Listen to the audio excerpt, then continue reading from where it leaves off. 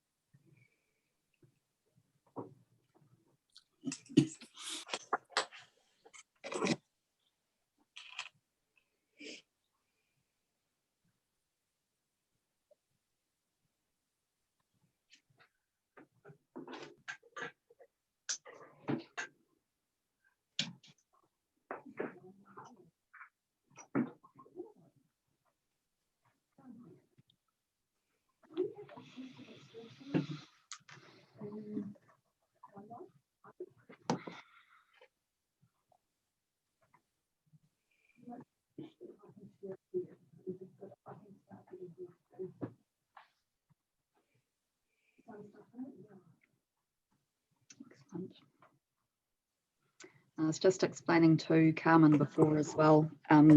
My apologies if I'm a bit slow off the draw. I'm running 3 screens at the moment and the mouse is a bit funny between them. So it's just taking me a while to move.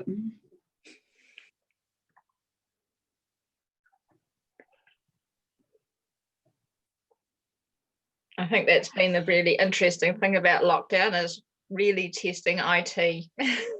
Absolutely.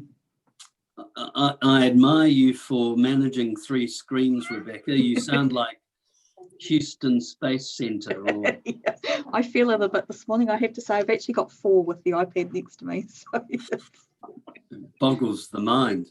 Didn't say I was managing it very well though, Ewan. Oh, excellent. We do have Councillor Maxine with us this morning. That's great. Morena. It sometimes looks like I come up as iPad, but I can assure you it's me. Hello, Maxine. Morena. Or should I Oh, just don't you look dapper. Oh, I beg your pardon? I've been at an earlier engagement. Although we won't be advertising, there's still things that will go online.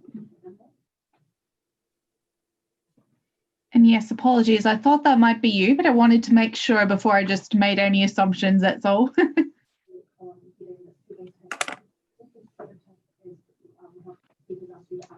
Okay, Marty, it's 10 o'clock. You're late for your own coffee.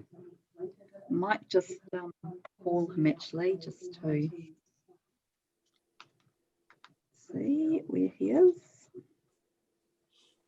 He has trouble from time to time connecting in. He does.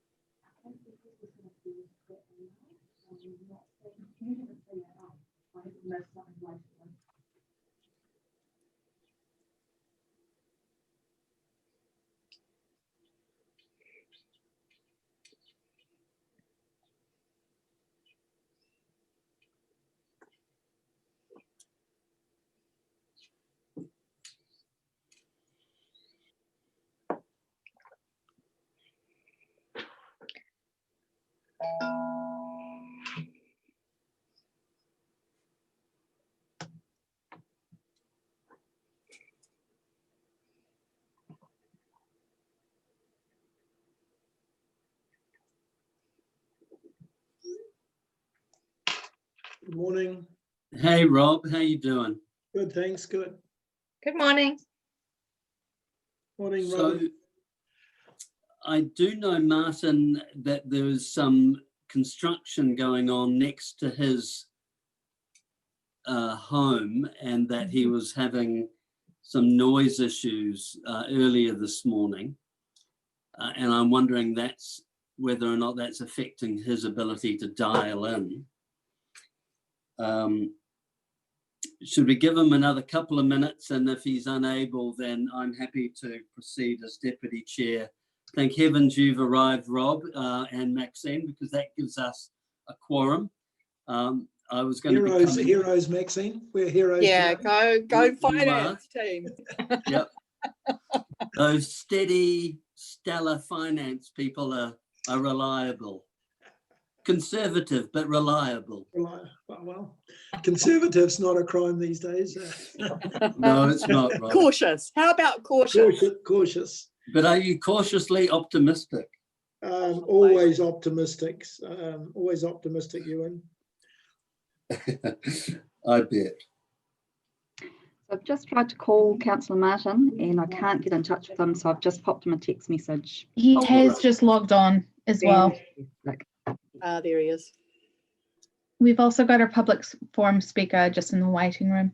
wonderful. Carmen, would you be able to make me co-host along with Councillor Gallagher? Just in case it's needed.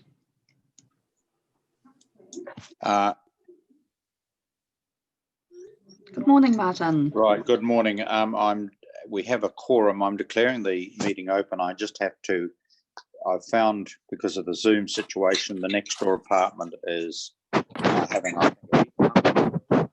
so if the noise gets too much or there's background noise, and it'd be my intention to hand over to Councillor Wilson to chair those relevant bits. I'll obviously be here. Yeah. If we declare this meeting open, and I will get my other iPad, I note, we'll take apologies first. I note Councillor Bunting, Councillor O'Leary, Councillor Sarah Thompson. Yeah, because that was yesterday. Are there any other apologies that we've received? We have received apologies from Councillor Forsyth, Deputy Mayor Taylor, Mayor Southgate, and I think that's all I've received. Okay, I'll move, seconded by Councillor Wilson, that the apologies be sustained. All those in favour, all those against, that is carried. We now move to confirmation of the agenda on page 4.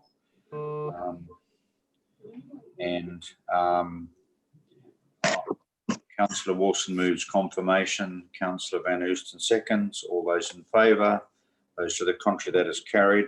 Are there any declarations of interest? Item 3. There's no declaration of interest. We now move on to the confirmation of hearings and engagement committee. I'll move. 23rd of April 2020. Move Councillor Wilson, seconded myself. All those in favour will say aye. Those to the contrary, carried. We now move to item 5, parking restrictions and traffic bylaw changes. I take it that, Robin, you will introduce this item. Then it would be my intention to highlight a general introduction to the item, then to highlight the area where we have a submitter, and then I would invite that submitter to make its appearance. I also welcome and acknowledge the presence of Councillor Pascoe. Robin, we're in your hands. Thank you, Chair. So we have a couple of items to work through today. We've got a standard collection of parking restrictions, and we've got 4 sites there. Sorry, just one. I'll also, just so I get this right, and this is the Zoom, I've also noticed that Councillor Naidi Rolfe has also come into the room. So Rebecca will obviously just acknowledge their presence at the timing of their arrival. We also do. Any other councillors? Sorry, this is an interesting situation. I'm just looking on the screen. Certainly. We also have Mr. Dion Gregory, who will be speaking to this item as well. You would note that on your run sheet. Okay, thank you, Robin. We're in your hands. So we have 4 items for parking restrictions, a couple of which we have further information in the report, a short section of one-way road, and finally some discussion around the proposed installation of a raised safety platform in Peach Grove Road outside number 267, which sits between Tennyson and Claude Street, and that's the item for which we have our public submitter attending today. Right, could you just give some details on that particular item? Then it would be my intention to invite the submitter at this point. So for councillors on page 19 of the report, clause 30 starts with the proposed safety improvements at 5 Crossroads. So we've had some work proposed in around the 5 Crossroads area. We installed a 30 km/h speed restriction. I've got a date somewhere, and we are now looking to do some more physical works to support that. One of the proposals that we have been progressing is for putting a raised safety platform in between Claude Street and Tennyson Street, and there's a picture of that proposed works. It is figure 8 on page 20 for councillors. As part of the process of working through any such works, we do consultation with adjacent property owners and businesses, and through that process we've been working with the property owners in numbers 267 and 269 with regard to concerns that they have about that.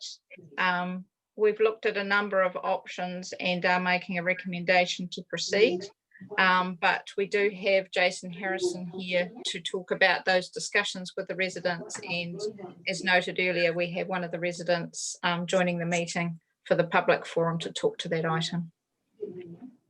Okay, it would be, thank you. It would be my intention now to invite Mr. Dion Gregory to make his submission. And then once he's done that, then I'll hand it back to you, Robin, and then at the appropriate point, you can invite Mr. Harrison to.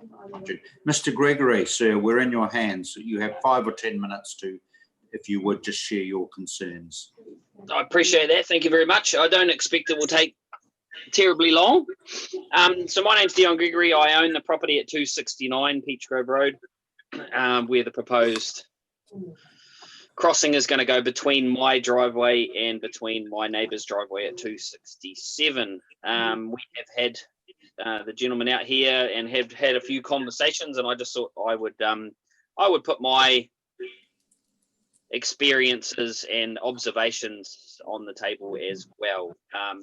Firstly, I completely agree that there should be another crossing there.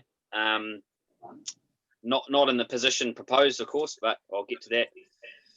I definitely think that the traffic coming along here needs something else to slow it down. There are far too many pedestrians crossing the road without using pedestrian crossings, and we have had somebody hit out the front a little bit further towards 5 Crossroads in the past, which has all been noted. So my concerns simply are the safety of myself and where I feel that the proposed crossing would much be better suited. If I can draw your attention to figure 7, I don't know if anybody's got that. It's just the survey that was done where the pedestrians cross the road generally without using a pedestrian crossing. If we look at where it says that there's 11, I mean, myself, I've stood out there on several occasions and never really sort of seen anybody cross the road up towards Tennyson Street. I feel more of the problem is from sort of Claude Street back towards 5 Crossroads. So I feel like there is a need for another crossing there. For me, myself personally, I struggle to get out of my driveway on a normal day, let alone, you know, when it's busy. And unfortunately, with the crossing where it is, it will be basically right outside my driveway, and feel like that it's going to congest the traffic far too much in order for me to back out of my driveway safely. It's already one of the busiest roads in Hamilton, as we all know, and on most occasions it's pretty difficult to back out of my driveway as it is. So I just felt like where it was going to put a bit more of a hindrance towards that. I also feel like what I've seen myself being at the, observing from the end of my driveway, is that the problem for pedestrians is not this far away from Five Crossroads itself. It's more back towards Five Crossroads itself. So if we go over to figure 8 in the proposal there, where it's proposed to go, you can see my driveway is basically on the exactly as the proposed one finishes. So if I was to back out of my driveway to head towards the base, I'd almost be backing up over a pedestrian crossing to drive away. And then if I was to back out across the road to come back towards Five Crossroads, because all the traffic will be slowing down for the current pedestrian crossing, it's going to make quite a backup there, especially at 8 o'clock in the morning and 5 o'clock in the afternoon. We'll have some serious problems. Quite bad there already, but having a pedestrian crossing, slowing people down to go over a Jutta Bar will obviously exemplify that problem. So I feel like I will not have an opportunity to be able to back out of my driveway. I do feel like there is one still needed. However, the 2 locations that I feel would be much better suited is either on the left-hand side of Claude Street or on the right-hand side of Claude Street. We have a few issues with cars coming along Claude Street and looking right and keeping their foot planted as they scream around that Claude Street corner on their way towards Chartwell. So I feel like if cars are going to do that, they're not going to have time to stop for a pedestrian crossing as well. So where I feel like it would go better would be straight off the end of the left-hand side of Claude Street, straight across the road, involving the corner of the left-hand side of Claude Street. That would slow the traffic down that comes down and turns to the left. We have a lot of problems with cars screaming around there at 1,000,000 miles an hour just to try and beat the traffic. Or possibly the other one that we were thinking that would be not too bad is on the right-hand side of Claude Street, going straight across the road. Predominantly, most of the pedestrians are crossing the road on the right-hand side of Claude Street, going straight across. That's where most of the problems are. When the councillors were here the other day, we witnessed 4 people in the space of 15 minutes walking in that exact position, and nothing else anywhere else. So yeah, that's my input. Whether it changes things or not, I appreciate the time. I appreciate everybody listening, and thank you very much. Thank you, Mr. Gregory. First of all, for you, as we say, in virtual reality, leave the table, so to speak. Obviously, you'll be able to, of course, observe the rest. But do I have any questions from councillors? Any members of the questions? First of all, Deputy Chair, you, and then Councillor Pascoe. Thank you, Mr. Chair. Look, thanks for coming along, Dion. I really appreciate your feedback. I don't have a detailed design that shows exactly your driveway and the raised platform. I mean, is it literally, as you said, if you back out, will it actually be onto the raised? So if I back out of my driveway, I'll draw it for you, and I'll hold it up. So the crossing is here, and my driveway is here. So I'll write that. Hang on, I'll hold it up for you shortly. Cool. Well, Dion's doing that. Robin, will we, if I may, Mr. Chair, do we also have a detailed picture of that, other than what we've just got on figure 8? I'm unsure if you can see that. That's probably backwards, but my driveway basically starts where the bottom of the rise will finish. Right. And it will be the exact same problem for my for my neighbour on the opposite side. So if he was to back out to go south, sorry, he would back out of his driveway and essentially have to back up onto the crossing in order to drive away in that direction. All right, thank you. That's exactly what I needed. And I've got a subsequent question for staff, but happy to go after Councillor Rob, or if you want me to ask that. I suggest we go to Councillor Pascoe, and then what I would do at the end is then obviously staff are making a note of these questions. Councillor Pascoe. Yeah, thanks. And thanks, Dion, for your submission. I presume most of the pedestrian traffic going across the road is crossing the road to visit the medical centre or the shopping area. And I note that there's a new chicken takeaway shop across the road, which previously was a liquor shop, which would have been largely serviced through cars. Has the number of pedestrians using the road increased in recent months with, say, the chicken shop, takeaway chicken shop starting up? So yes, it has. For me, most of the pedestrians are crossing the road to get to the bus stops. Okay. The Texas chicken is more car traffic rather than walking traffic. And also now that whole thing has been developed, there's actually a driveway now that comes right through the back of the medical center that links in with all of that. So lots of people that used to walk around the corner from Tennyson Street now don't do that anymore. They just cut through the back of the medical center directly into those shops. So the foot traffic from that side of the road has stopped.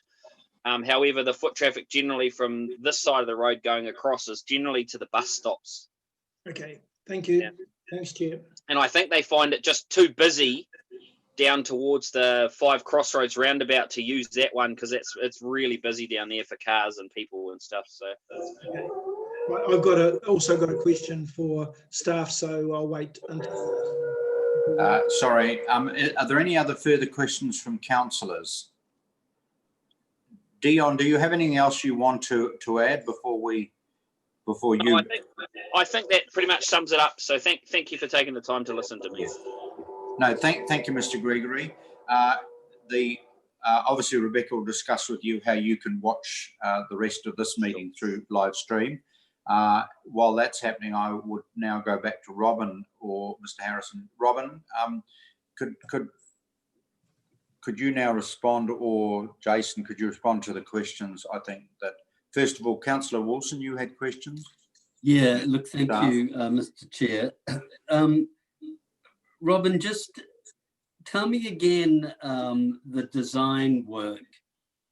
I get the feeling from Dion that if the minute he drives his car out, however he does it, he ends up on the raised area. Is that your understanding? That's the first question. And the second question, why wouldn't we put it on that corner of Claude Street? Claude. So I'll make a terrible disease. Yeah, Claude, you're right. it's fine. So I'm just trying to look at some plans to get a good understanding. Here we are, of the actual cross section. If I put my glasses on.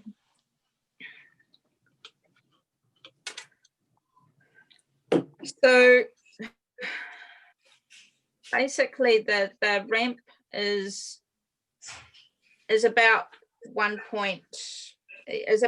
meter in length before you get to a flat top, which is 4 meters wide on the top, the flat piece on top.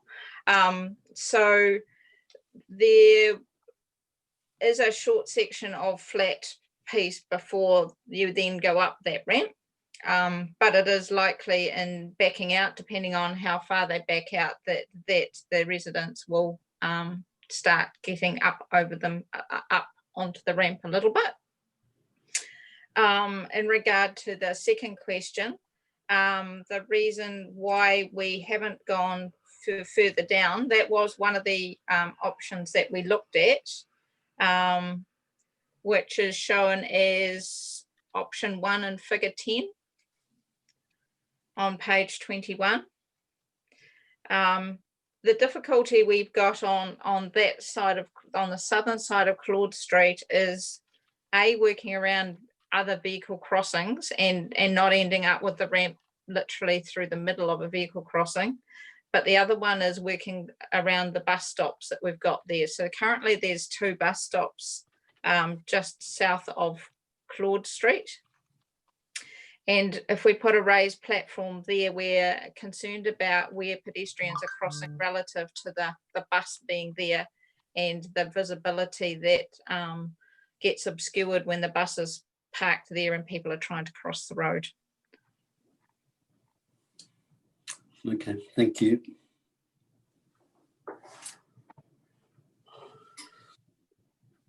Thank you. Thank you. Councillor Pascoe? Yeah, thanks, Chair. Robin, what's going to be, what's the planned nature of the raised crossing? Is it similar to the ones further back at the 5 Crossroads traffic islands, where you virtually have to stop to go over a vehicle? Sorry, you have to stop a vehicle to go over, or is it likely to be more like the crossings in Anglesey, the new crossings in Anglesey Street, which require you to slow down but not necessarily come to a complete stop?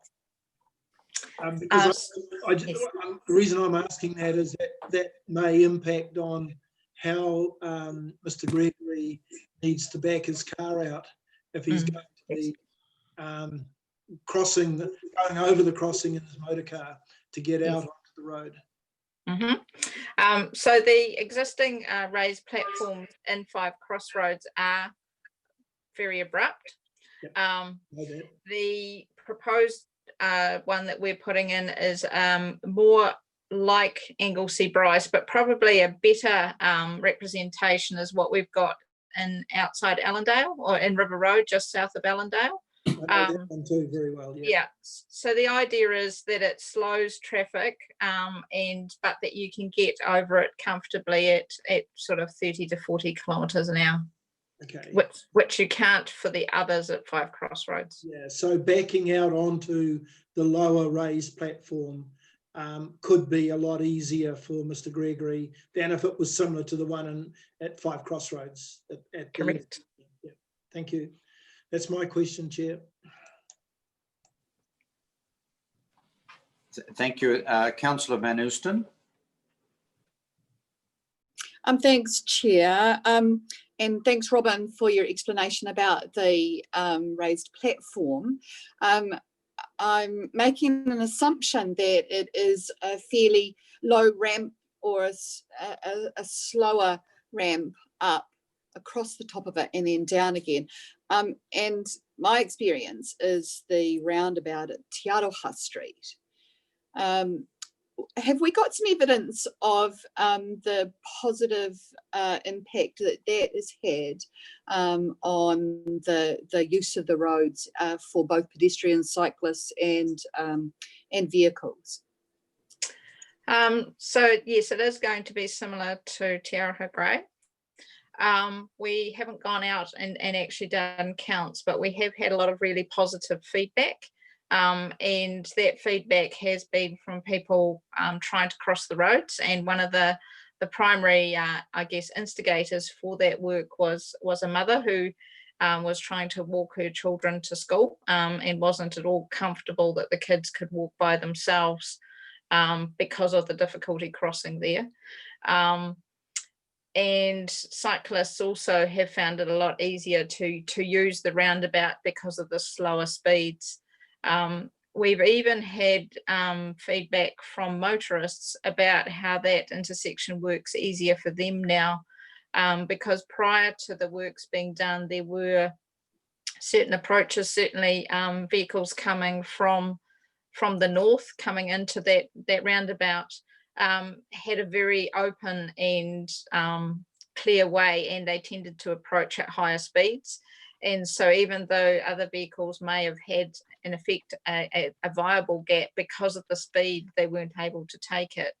With the slower speeds, everyone's being able to find better gaps, and so the intersection itself seems to be operating a lot more smoothly.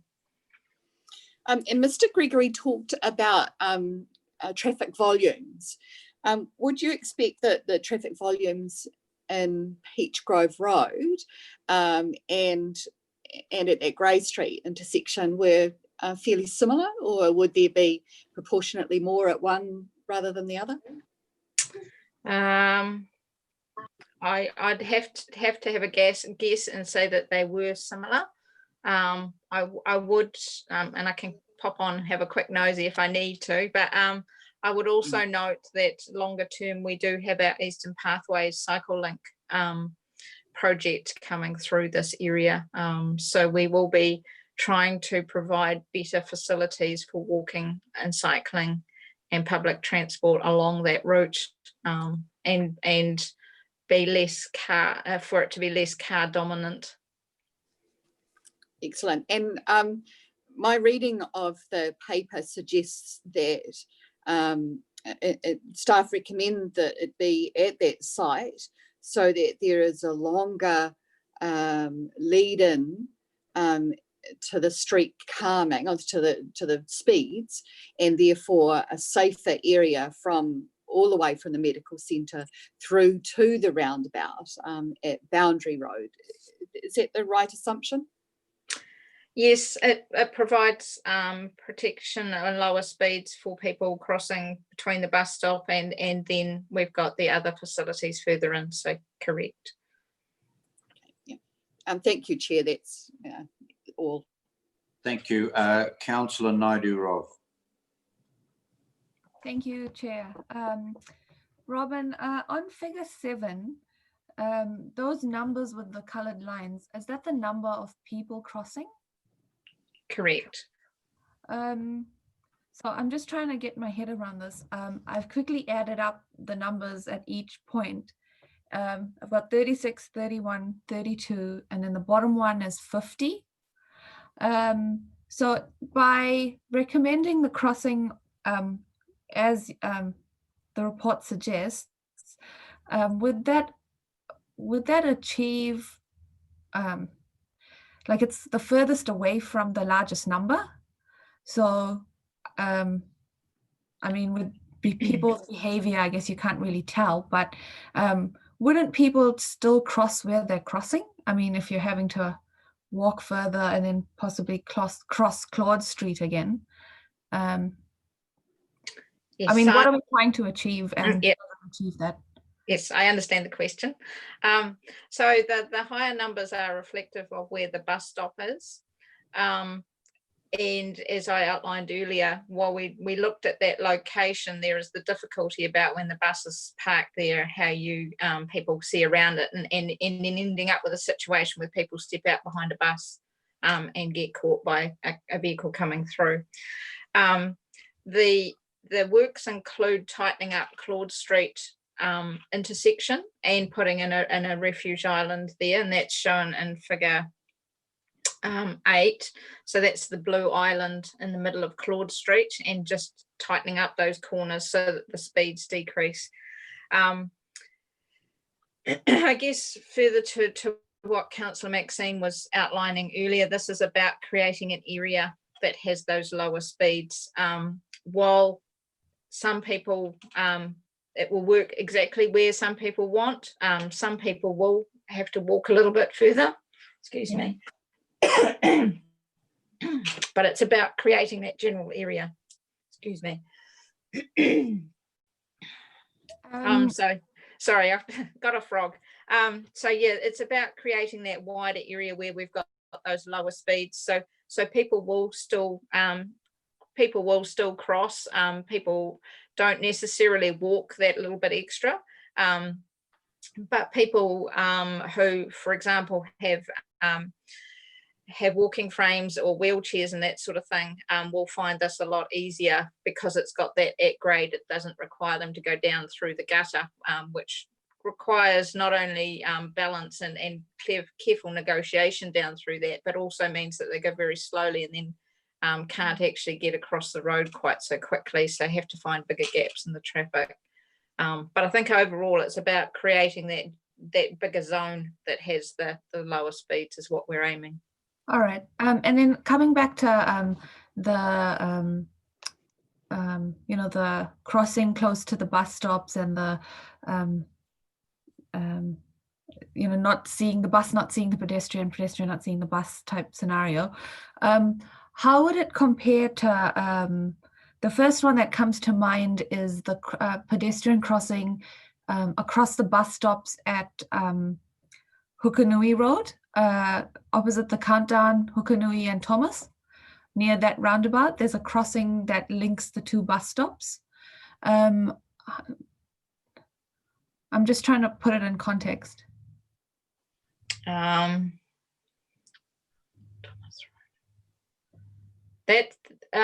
one is a signalized pedestrian crossing.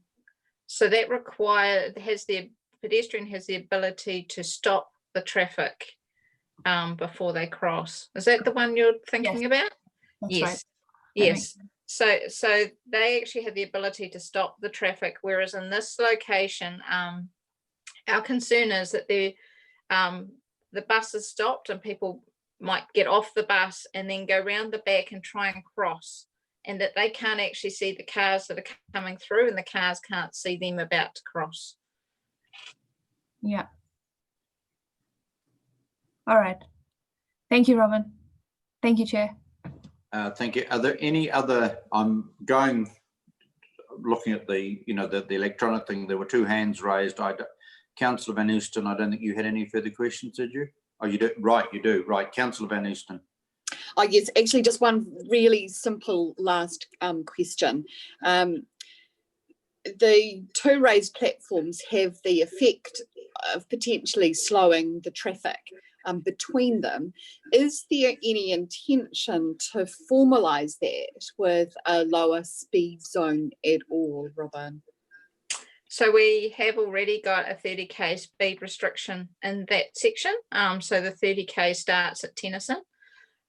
This is part of some additional work that we're doing to support that, and the additional work will include signs on either side of the road with a larger 30, because at the moment we've got quite small signs.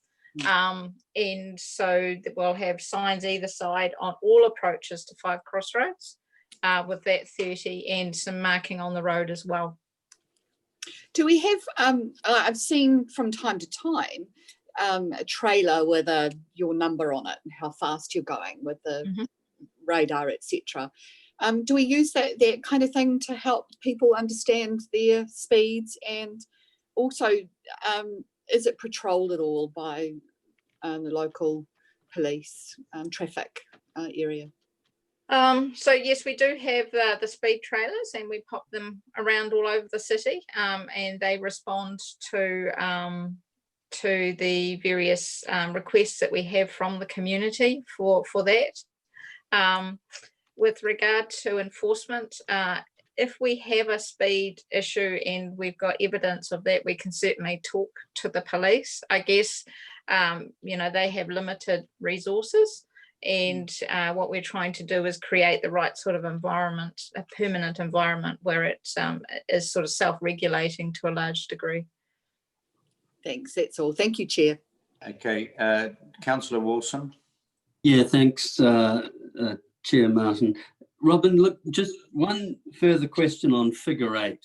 Walk through with me if you could. So there are 4 sets of coloured lines. If you look at the one that is at the bottom of the picture, which has 13, 21, 6 and 10, just remind me, where is physically the bus stop in relation to that one? Which is, I think, what Councillor Cash was talking about. Is that where the bus stop is? So the bus stop is on the left-hand side of the picture. Can you see property number 274? It's got 2 arrows going in and out on figure 8. Okay, hold on. Let me switch to figure 8. And 274, yep. The right-hand side, yes, the wrong left hand. Okay. Yep. So if you come down, then there's parking, and then you can see a bush, and there's another driveway. The yellow lines come along, and then they step out, and they run along where the white line was. That's where the bus stop sits. Okay, so and thank the bus you. stop's almost straight across the road on the other side from there. It's not quite in the plan, unfortunately. Okay, thank you. So my question is this, listening to your explanation of why you haven't recommended the raised platform to go there, I accept. But what about if you go back to figure 7 and you now count up 3 of those lines, 3, 9, 8 and 11, that's the numbers that cross. Yes, yes. Why aren't you suggesting the raised platform near that intersection of Clode and Peach Grove, which is slightly further south than where you are suggesting on figure 8? Because clearly that's far enough away from the bus stop. And would it not also provide an additional slowing down of those trying to join from Cloyd Street onto Peach Grove? So yes, there is the ability to squeeze one in there. But as our submitter mentioned, when people are pulling out of Claude Street, they are looking to their right to find gaps in the traffic. They're not necessarily looking ahead where they're going, and having it that the PEDs crossing that close, there is potential for a car to be pulling out of Claude Street and to be looking to the right and miss actually seeing the pedestrian trying to cross there. So I guess our concern was just about proximity to those vehicles. Okay, so all right, so help me with that. So I'm It's a figure really 8. tight site. There's I guess there's no really easy answer at this location. Right. Is the reality we're dealing with. Right, so on figure 8, and I see the additional little island you're installing in Clode Street in blue. Yes. In light of your concern about visibility and optics, aren't you, how high is that island? So that island is a typical island that we put at intersections like this. So those islands are useful for a number of things. One is it helps pedestrians get across the road because it enables them to do that in 2 stages and have a safe place in the middle of the road to stand. The other advantage is that it helps manage speeds for vehicles coming into the intersection and also vehicles coming out. Okay. So it does, and it's a fairly standard treatment that we use throughout the city. All right. One final question, if I can. I am correct that if you were to move it slightly north of Clode intersection with Peach Grove, there is nobody's driveway that's going to be adversely affected.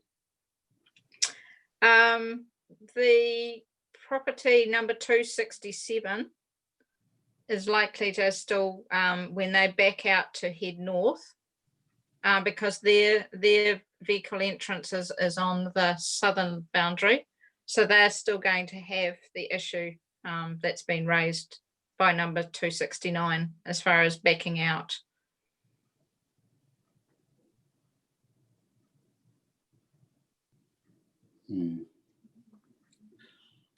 But it's as much of a, I shouldn't put words in your mouth. I mean, let me ask you this question. Was that your second best option? I mean, if you didn't put it where you recommended it, would have it been there? I haven't looked at a second best option.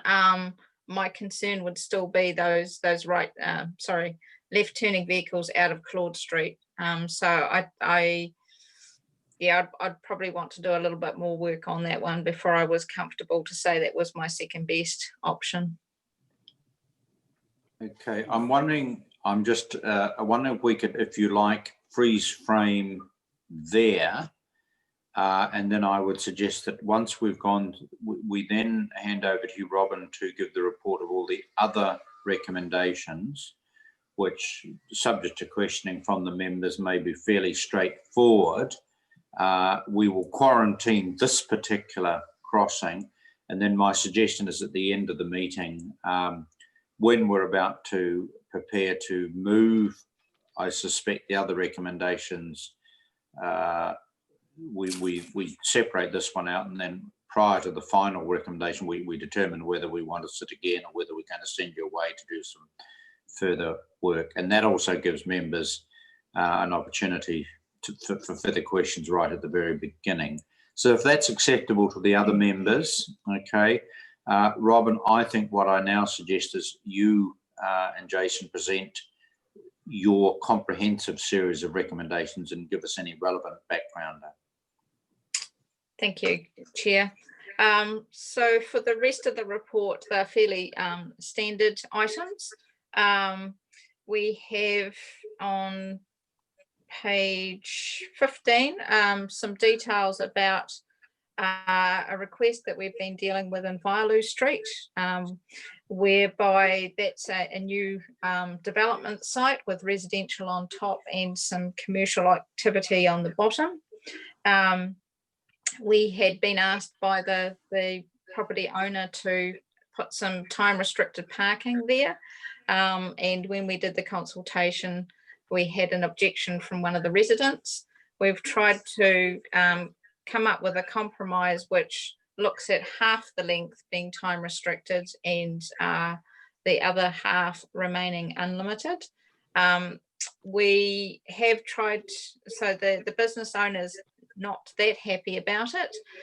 We haven't managed to catch up with the resident, but obviously with the COVID lockdown, that's been somewhat harder.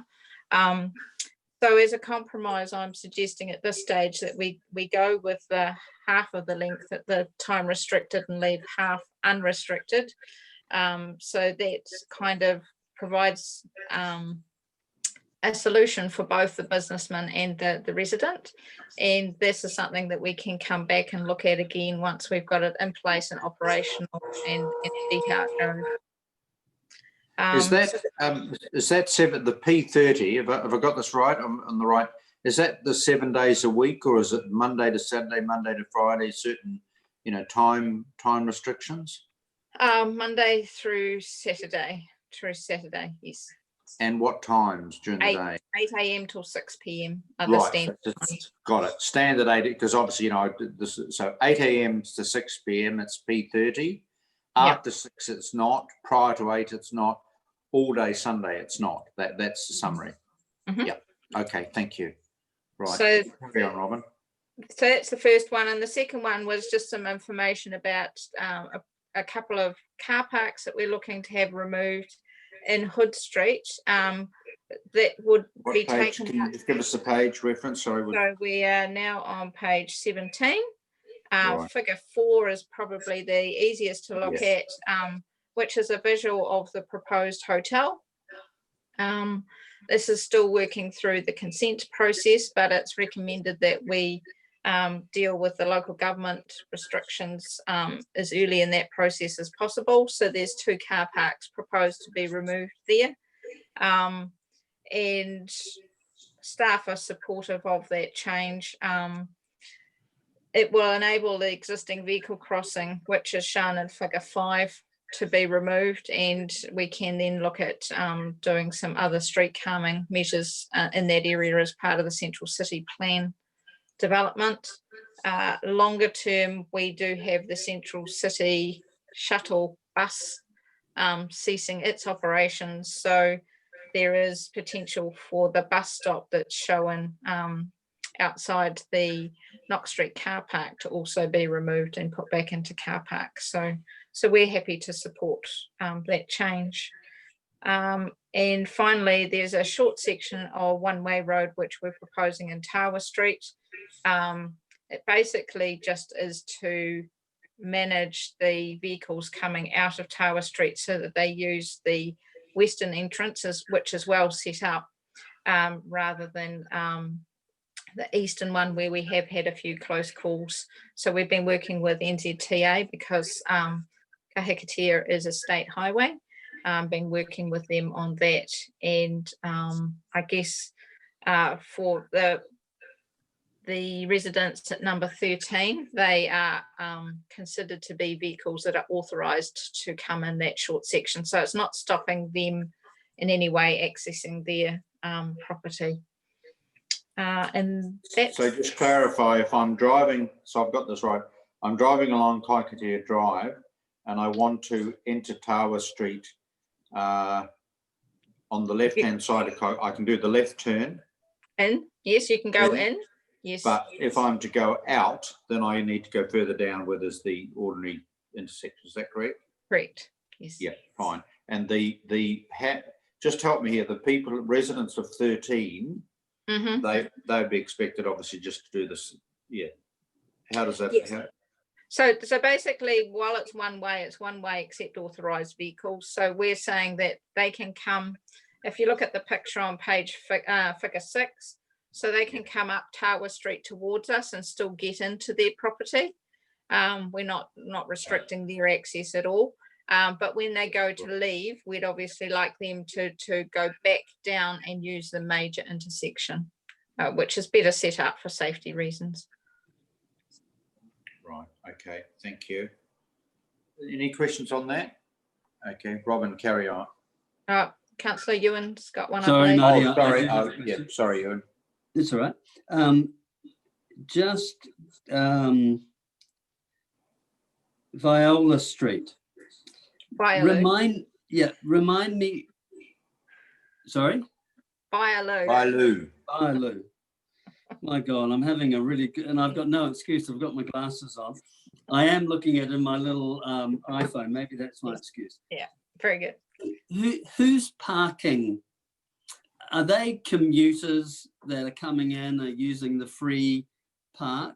Because they're obviously not residents, because residents have their own address.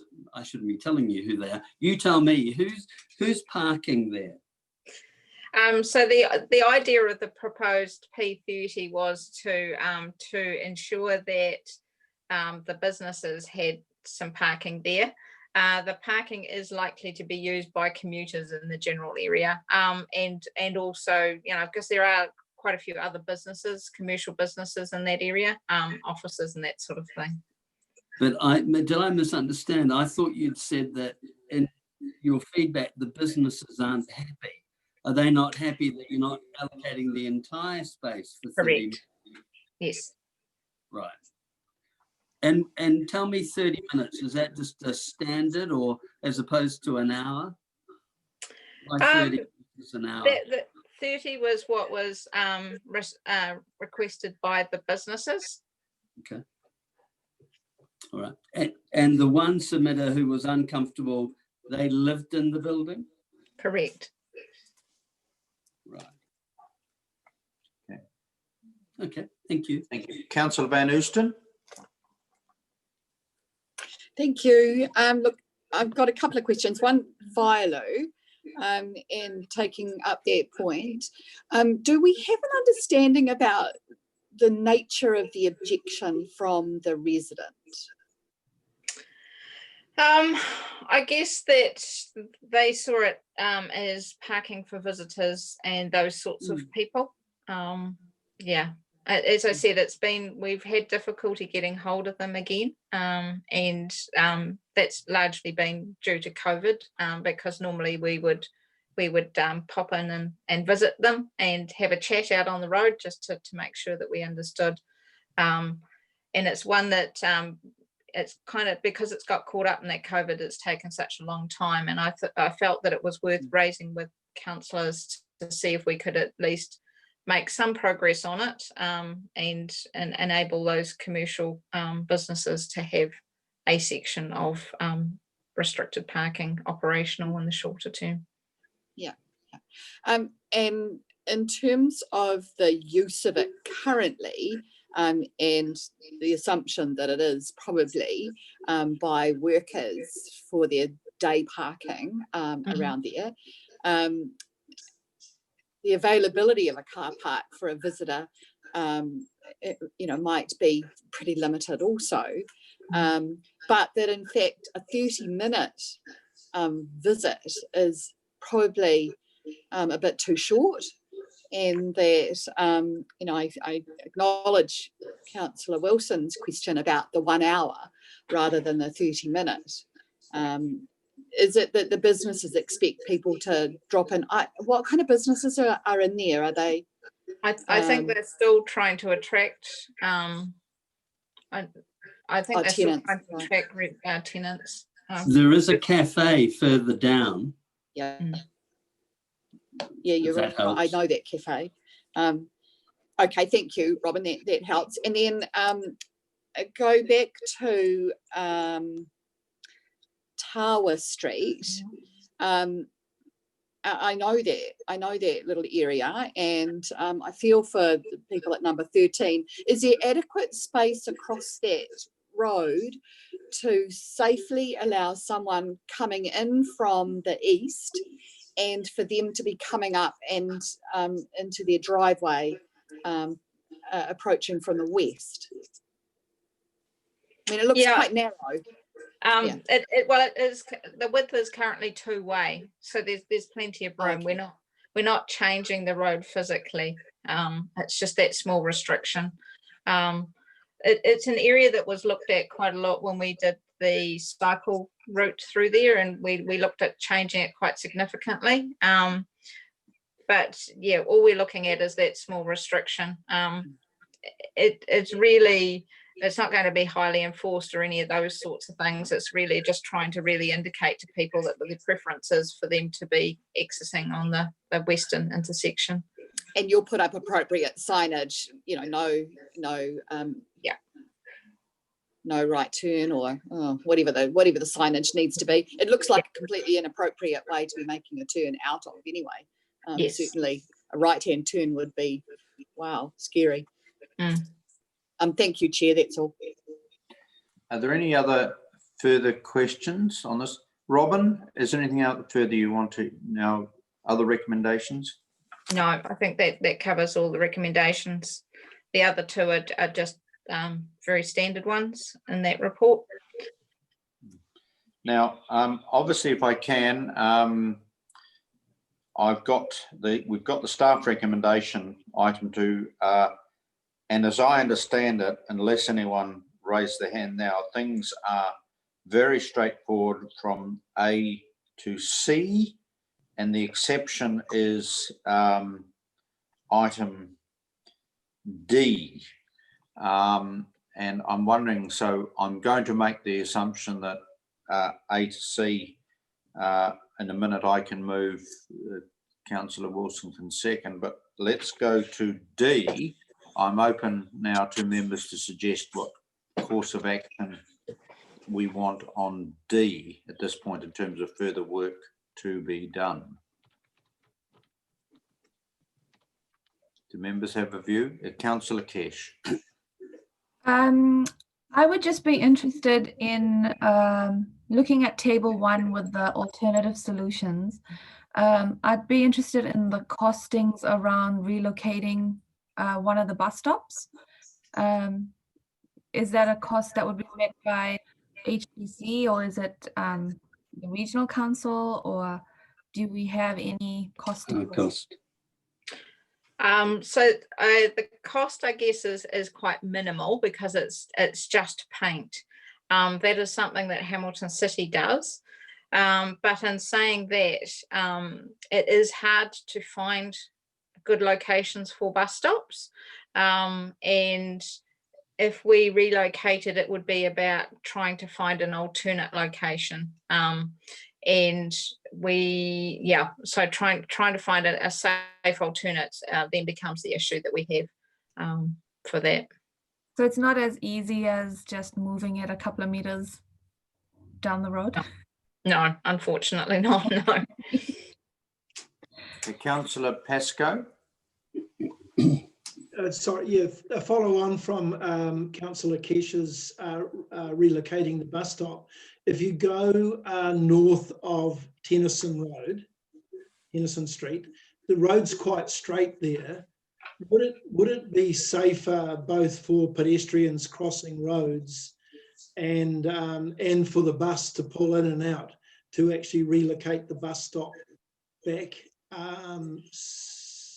sorry, north of Tennyson Road? So the location of the bus stop is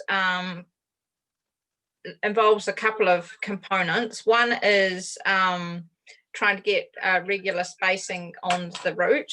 The route actually comes up Claude Street and turns right. So having a bus stop further up doesn't actually cater Yeah, for okay, the bus. sorry, I thought it was coming down Peach Grove, up and down Peach Grove Road. Yeah, and I think the other thing is obviously the bus stops and close to shopping facilities are also considered very desirable. I can understand that too. No, just a thought, thank you. Councillor Mr. Chair. Walker. Oh, sorry. Thank you. I would signal a desire for staff to go and have another look at moving the raised platform to the corner of Clode and Peach Grove, because I hear staff's explanation, but I wonder what further information they could provide. I mean, I guess actually, I guess if I'm interested, I have to move an amendment. No, you don't. Well, actually, through the, I was going to say through the chair, I am the chair. Right. Reference to myself and Rebecca, I'm going to, I mean, in essence, you can pass all of the other staff recommendations with the exception of D. And then it can just be noted that that staff will report further. All right. So there's no, it's very simple. In fact, D, and this is where, help me, D becomes silent because just the meeting notes can record that Robin Denton undertook to come back to the committee with regard to that particular item. And that would be meeting notes. Rebecca, can you advise? We can either do it either way. We can create it as a staff action, Councillor Gallagher, where we can note in the meeting minutes that staff are then requested to report back with options, or we can create that as a resolution or part of that resolution. So at the moment we have a motion. Your hands really, because I wished Angela was here because obviously she was the previous chair of this committee. But I'm just trying to keep what's the most appropriate. Probably the easiest way is to remove D from this motion and then to simply have it as a staff action that staff are then requested to report back at a future Hearings and Engagement Committee meeting regarding options on Peach Grove Road. Right. I mean, Mr. Chair, I might not get enough support around the table, but I sense whether it's an attempt to move bus stops or an attempt to move the raised platform, there's potentially a sense that we would like another look at that. But my person, if I can give my view from the chair, I'm relaxed about that outcome. Having said that, I think obviously the submitter would need to be aware that after all of that, there may in fact be no change in terms of the staff recommendation. But what we're asking of staff through an action note is to go back and have another look. And obviously it would be my understanding, Robin, correct me if I'm wrong, you would then obviously come back probably at the next meeting, because obviously we wouldn't want to unduly delay a resolution of that particular recommendation. Are other members of the committee, all obviously councillors who are present, are other members of the, could you just indicate that you're relaxed, just wave if you're relaxed with that outcome or nod? Right, okay. So I think, so what I would propose is I would then move the staff recommendation. Just bear with me, please. Yep. Would you like to pop me, I can pop that up on the screen if you like. If you would, just pop it up on the screen. Absolutely. Sorry, it's just... Bear with me, my mouse is a little bit slow. Yeah. I've got it here, but I've got another, as you do, I've got my other iPad, but just chuck it up on the screen so that we, as a matter of procedure, we're crystal clear. Excellent. Right, and you'll see obviously now that D is missing. And all we're doing is I have moved, Deputy Chair seconded, that the Hearings Committee A, B and C only. So and then there's a staff in the minutes, there's a staff action that will be noted in the minutes. So as the mover of the motion, I'm relaxed about that course of action. I have nothing to add. Do other members wish to now add to, or comment on the motion? There's stunning silence. We don't obviously debate things here because this is a hearing. So, okay, I'm going to, if there's no member wishes to make comment on the particular motion, I will move, seconded by Councillor Wilson. All those in favour, please raise your hand. It is carried unanimously. Right, thank you. Right, thank you. Now we move on to item 6, page 32. This regards to the proposed road closures. Robin, we're in your hands. So thank you, Chair. I guess the first thing, councillors, is just to note that in Diligent there is an updated report for this item. Yes. So since the item was submitted and published, Rugby New Zealand have been doing negotiations about the timing of these matches. I think that was fairly much in anticipation of us moving to alert level 1, which we obviously did today, and therefore the likelihood of actually having crowds attend these. So fairly much where we're at. We traditionally work through a process where with 42 days notice we go out to the public about proposed closures, temporary closures for events, and just work through that process. Where we can't give that 42 days notice, there is the ability for us to bring that through to a committee such as this one. We had the delegation at this committee to deal with these, and obviously in this case the COVID situation had resulted in a complete revamp of the Super Rugby and different timetables. So that's why we brought it to you. Apologies that we've had to end up with a second report with those changes in times for those events. But apart from that, I'm happy just to answer any questions. So I'm crystal clear. The updated Diligent I have is that the changes have been basically highlighted in yellow. Is that correct, Robin? Rebecca, what? Yeah, governance manager. That's yeah. Thanks, Rebecca. Right. Okay. Are there now questions on this? I'm looking on my participants list, and I see no hands electronically raised. Are there any hands manually raised? No. Councillor Pascoe and Councillor Van Easton, would you be prepared to move, and Councillor Van Easton seconds? Right, okay, so that we now, can we just put this now up on the board? That is moved by Councillor Pascoe, seconded by Councillor Van Easton.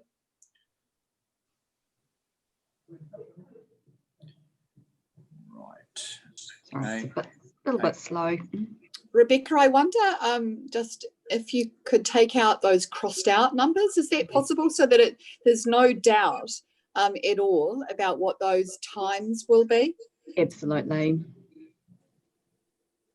Yeah, that will be done, and certainly in terms of the minutes and of the meeting, that's done. That's been done.